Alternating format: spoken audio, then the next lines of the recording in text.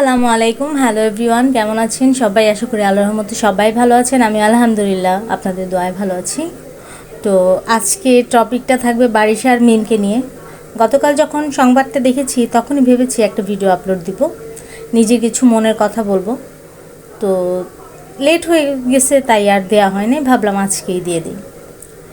তো বারিশা আর মিম যেভাবে dress up পরে গেছে, যেমন এক ভাই ইউটিউবার, বড় ইউটিউবার, তো উনি বলতেছে যেমন এর আগে চট্টগ্রাম মেহজাবিন শোরুম উদ্বোধন করতে গেছে, ওইখানে মৌলবাদীরা অনেক অনেক হ্যারাস করছে আর কি।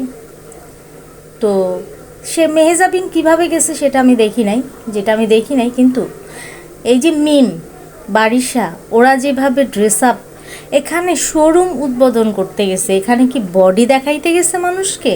আর এই যে মিম যেইভাবে শাড়িটা পরছে, ব্লাউজটা নিছে, এক সাইড তো পুরা বুকের অর্ধেকই বোঝা যায়, সেটা কাপড় পরা থাকার মানে শেপটা তো পুরাই শো, ঠিক আছে?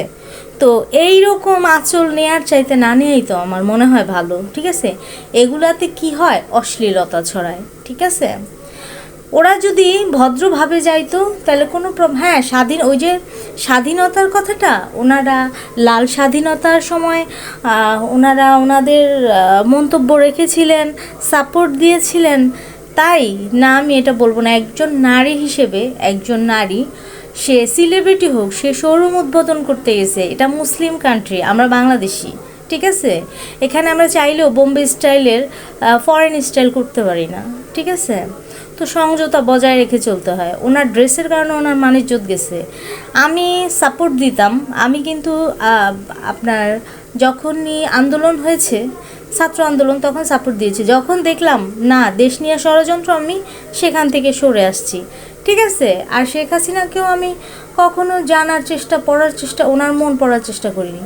যখন থেকে আমি ইতিহাস মোটামুটি অনেক কিছুই আমি বুঝলাম, তখন থেকে আমি মনে প্রাণে আওয়ামী লীগকে সমর্থন করি।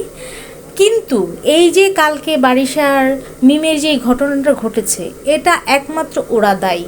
কারণ আপনারাই বলেন, ঠিক আছে, আপনাদের বিবেকের উপরেই ছাড়লাম, আমার ভিডিওটা যে কয়েকজনই দেখেন, ওনার ব্লাউজের স্টাইলটা দেখেন, ওনার আঁচল নেওয়ার স্টাইলটা দেখেন, আর মানে ওদের ড্রেস আপ, বারিশা মিম ওদের ড্রেস আপ আপনি দেখেন। আর মেহজাবিন সেটা তো আমি জানি না ও কীভাবে গেছে, ঠিক আছে? তো যাই হোক, এটা একদম রং। যেমন কর্ম আমি মনে করি তেমন ফল, ঠিক আছে? এটা মুসলিম কান্ট্রি বাংলাদেশটাকে মানে বাংলাদেশটা দিন দিন সব ফরেনার ওপেন হয়ে যাচ্ছে, ঠিক আছে? মানে হ্যাঁ, স্মার্টনেস অবশ্যই দরকার আছে, কিন্তু আমরা নারী, সেটা সমঝোতার মধ্যে সংযত হয়ে, ঠিক আছে? লিমিট ক্রস করা যাবে না, ঠিক আছে? কারণ বিশ্বের মধ্যে সবচেয়ে আমাদের বাংলাদেশটা ছোট, বাট আমাদের বাংলাদেশের নারীদের অনেক সম্মান। সব নারীদের থেকে বাংলাদেশি নারীদের মান সম্মান বেশি, ইজ্জতের মূল্য বেশি। যাই হোক, অনেক কথা বললাম। সবাই ভালো থাকবেন, সবার জন্য অনেক দোয়া রইল, আমার জন্য দোয়া করবেন। আসসালামু আলাইকুম, আল্লাহ হাফিজ।